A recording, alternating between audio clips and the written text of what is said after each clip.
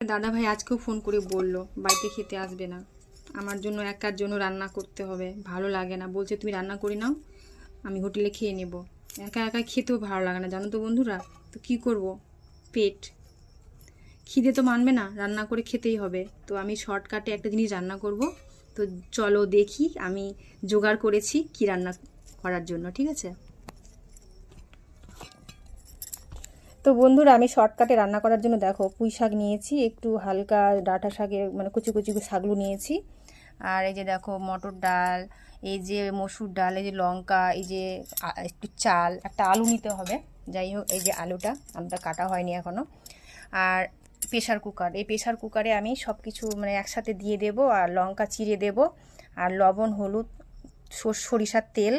হালকা করে, মানে যেটা যে সবাই খেতে পারবে, বাচ্চারাও খেতে পারবে। তো এরকম খিচুড়ি আমাকে ভালোই লাগে খেতে, তোমরা খাও কি না একটু